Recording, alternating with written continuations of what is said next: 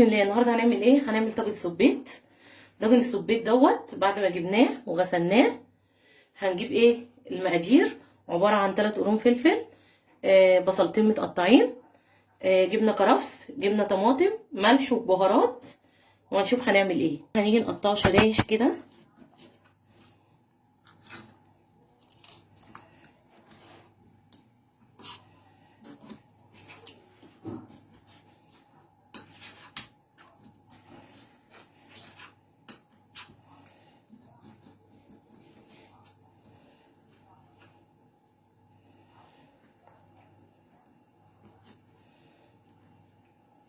دي الراس بتاعته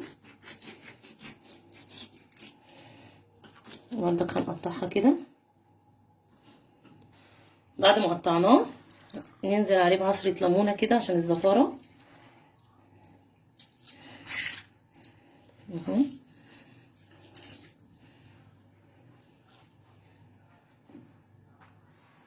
هنا محضرين طاسة ننزل عليها ايه البصلة.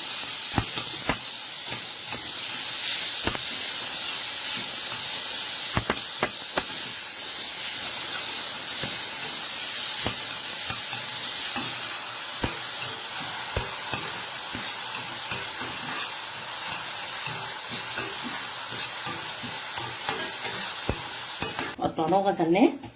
هننزل بردك ايه نشطفه شطفه خفيفه.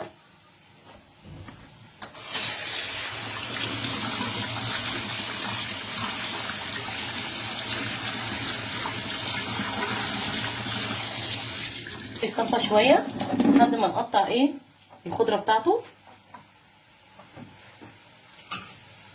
هنا خلاص البصله دبلت شويه. هننزل بالطماطم عليها.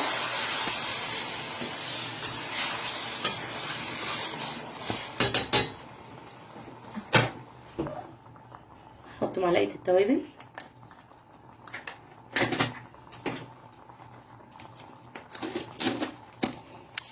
شويه ملح،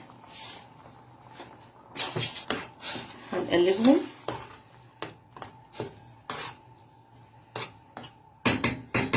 عشان نحطهم ايه ودقيقتين وندفع عليهم عشان نحطهم على السبيت.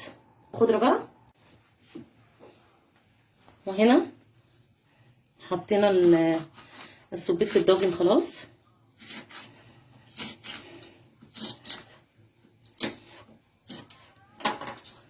هنرمي عليه الفلفل كده.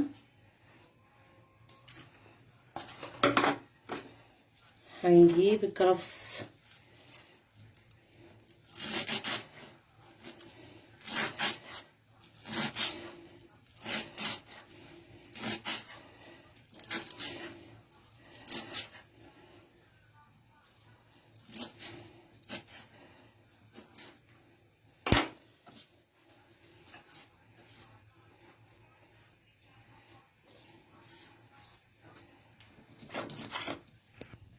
احنا كده حطينا عليه الفلفل والكرفس، حطيناه اهو.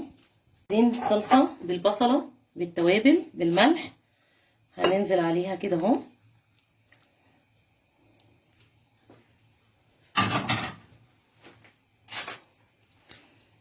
اهو اهو.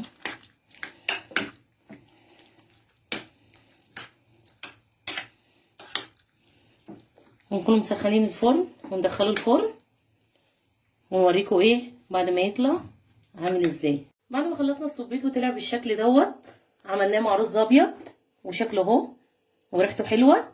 اكله اسكندراني كده خفيفه كده، يا ريت تعجبكم وبالهنا والشفا.